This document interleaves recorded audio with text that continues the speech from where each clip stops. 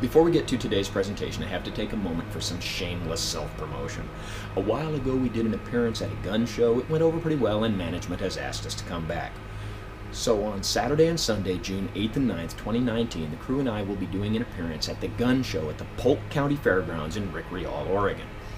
We'll have some guns on display, we'll be talking about some training we have coming up, and we'll have some t-shirts. It should be fun. We'd love to see you come out and say hello.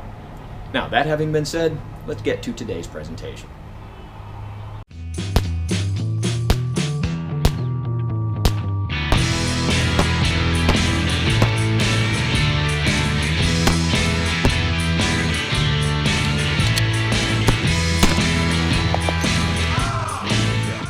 Hi, we're out on the range today, so please bear with gunfire here in the background. Recently, some viewers contacted me asking me to do a presentation on Hornady Critical Defense ammunition in caliber 25 ACP. So here we are. But this comes with a few caveats. One being that nothing I say today should be inferred as an endorsement of caliber 25 ACP. We're just testing this type of ammunition. Two, anytime you talk about 25, it is inexorable that there will be some comparison with 22 long rifles. So we're also going to shoot some 22 ammunition today.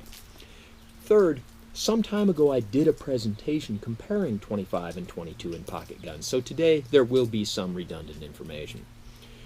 Fourth, nothing I say today should be inferred as a discouragement or an encouragement of carrying guns like 25 or 22. We're just evaluating this ammunition and how it stacks up against some other types of 25 and a couple of different types of 22 ammo. And finally, anytime you talk about 25 ACP, questions come up such as, in a world where you can get some good compact autoloaders in caliber 22 long rifle and some good 22 long rifle ammunition, why does 25 even exist? And that's a really good question. And in the previous presentation I do a tedious monologue attempting to explain that, so I'm not going to rehash all of that here today. So all that having been said, let's get started. Now, if you've ever looked at a ballistics chart, you know that 22 long rifle is a lot more powerful than 25 ACP. However, when they get the numbers for those charts, usually the 25 test gun is a pocket gun with a barrel from 2 to 2.5 inches long. And with 22, the test gun is usually a rifle with give or take an 18-inch barrel. It's not even close to a realistic comparison. So how will the two compare when the guns are somewhat comparable? Let's go to the chronograph and see what we can learn. I'll start with my baby Browning, which I have loaded with Remington green and white box 25 ACP 50 grain full metal jacket round nose.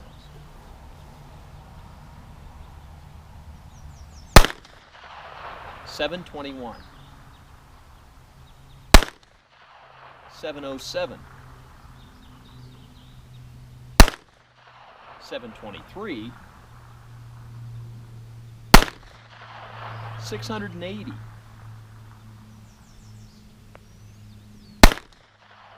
and 692. Now let's see how that compares to 22. Now I have my Beretta Model 21A loaded with CCI Minimag 22 long rifle, 40 grain copper wash round nose. 824, 832, 834, 826, 863. Now let's go crunch the numbers. For the 25, I got a mean velocity of 704 feet per second. For the 22, I got 835. That's 131 feet per second more. That's a lot more. But remember, this is a 40 grain bullet, not a 50 grain bullet. So how do they compare in terms of energy? Well, if I did my math right, for the 25, I got 55 energy foot-pounds. For the 22, 61. So not all that much different. But let's try the same comparison with a couple of other types of ammunition. Now let's compare CCI Minimag 22 long rifle 36 grain hollow point with our Hornady Critical Defense 25 ammunition, which is a 35 grain FTX projectile. 1 grain difference in bullet weight, I think we can live with that. And again, we'll start with the 25.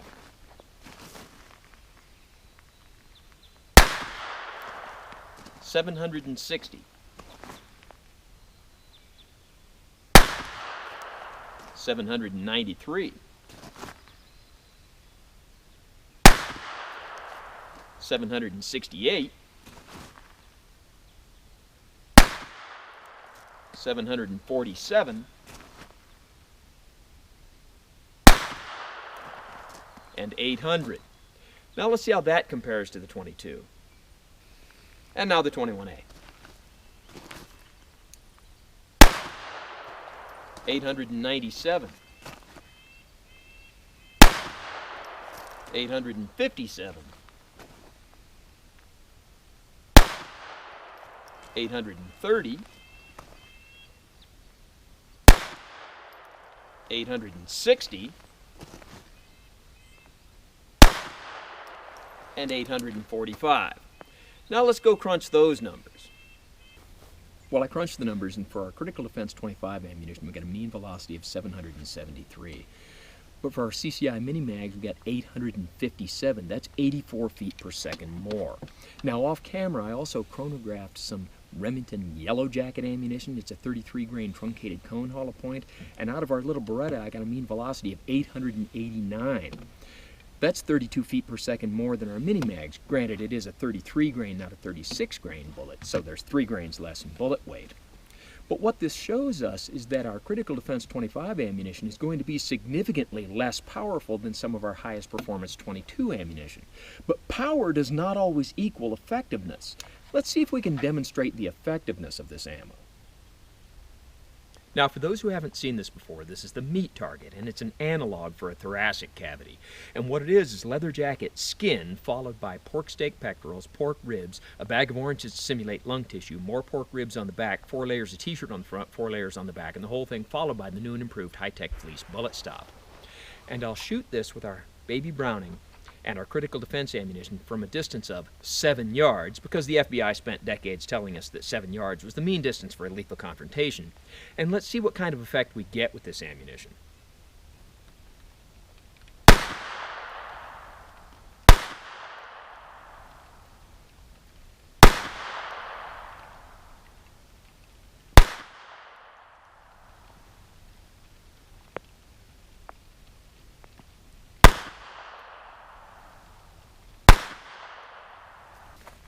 I fired 6 shots, all 6 hit the meat target. 5 of the projectiles made it through to the ribs on the back of the target.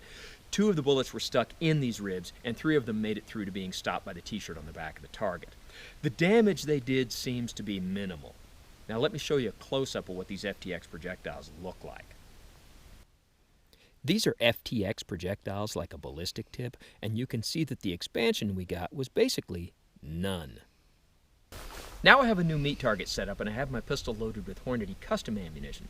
This is also 25 ACP, but it's a 35 grain jacketed hollow point, not an FTX projectile. Let's see if this does any better from 7 yards.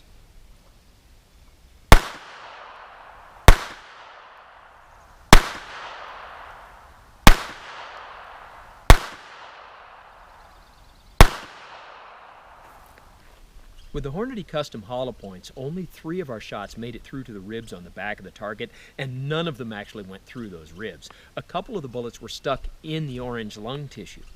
Now let's take a close-up look at these projectiles.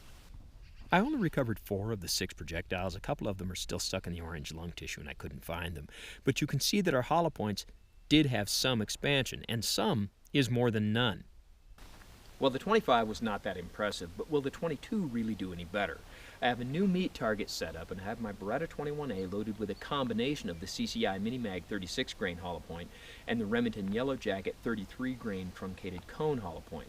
So I'll shoot this from 7 yards, and let's see how we do.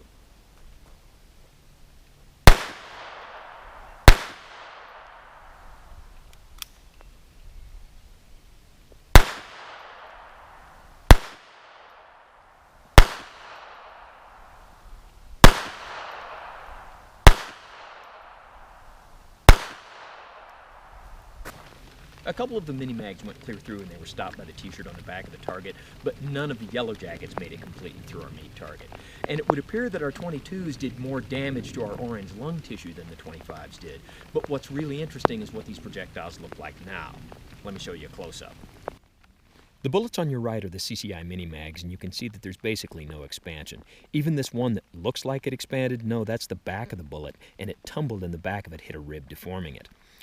while the Remington Yellow Jackets provided some excellent expansion. Now, a couple more things to add. First, this is an earplug case. I wear earplugs with every shot I take. Secondly, as far as eye pro goes, I don't consider it really crucial when shooting paper targets or using the chronograph, but when I shoot things like steel knockdown targets or the meat target that have a potential for blowback, I wear eye pro. Also, in any kind of shooting, shot placement is crucial. And although our meat target is an analog for a thoracic cavity, when shooting calibers like 22 long rifle or 25 ACP, many people will recommend a shift in your aiming point.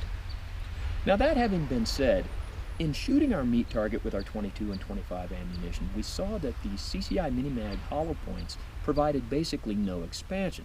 Now, CCI Mini-Mags are outstanding ammunition, but remember, hollow point bullets are velocity-based. The faster you propel them, the more expansion you'll get, up to a point. Propelled too slowly, they'll drop below expansion threshold. And what exactly is expansion threshold will depend on the design of the bullet. CCI Mini-Mags are designed to give you expansion at rifle velocities. When fired from handguns, as long as that handgun has a barrel length of about 4 inches or more, I've found really good expansion in Mini-Mag hollow points. But in the 2 3/8 inch barrel in my Beretta, not so much. Now, by contrast, the Remington Yellow Jacket ammunition provides outstanding expansion at rifle velocities, but as far as 22 long rifle ammo, it's the only hollow point that I've found that can still provide pretty good expansion out of pocket guns. But as far as the ammunition we were really trying to evaluate today, the Hornady Critical Defense, well, when shooting the 25 ACP Hornady Custom Ammo, which is a jacketed hollow point, we saw mediocre results. The Critical Defense FTX projectile, we saw basically no expansion. Now, the ammo does appear to be accurate and reliable, so that's a plus, but as far as the expansion, I'd give it a D-. We don't want to hang our hats on the results of just today's demonstration, but from what I have seen, I was not impressed with it. So, as always, don't try this at home on what you call a professional, and thanks for watching the Hornady Critical Defense 25 ACP video.